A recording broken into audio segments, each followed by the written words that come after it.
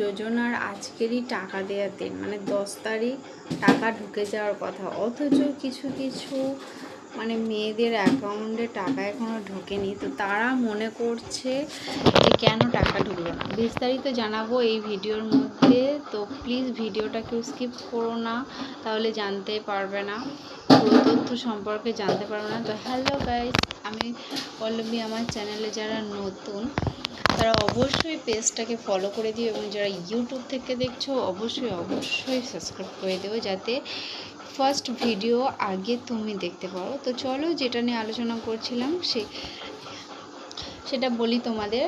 তো যাদের টাকা ঢোকেনি, আজকে 10 তারিখ টাকা দেওয়ার কথা, বা যাদের রিজেক্টেড থেকে আন্ডার ইনকোয়ারিতে এসেছিলো তাদের টাকা ঢোকার কথা, তাদের টাকা ঢোকেনি, প্লিজ আপনারা কালকের মানে 11 তারিখ 1টা কি 2টো পর্যন্ত অপেক্ষা করুন। তার মধ্যে আশা করি টাকা ঢুকে যাওয়ার কথা।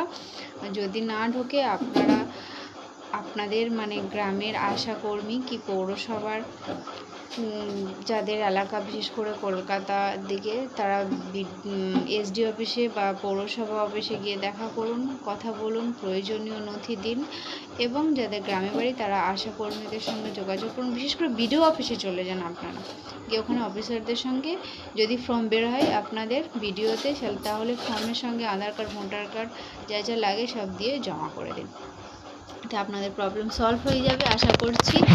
তো প্লিজ আপনারা প্লিজ ভিডিওটাকে বেশি করে শেয়ার করে দাও, যারা বলছে যে টাকা ঢোকেনি তারা অন্তত এই ভিডিওটা শুনে একটু অন্তত আশ্বাস পায়। সত্যি বলছি, টাকা ঢুকে যাবে, প্লিজ আপনারা চিন্তা করবেন না, আপনাদের আগামীকালের মধ্যে অবশ্যই টাকা ঢুকে যাবে।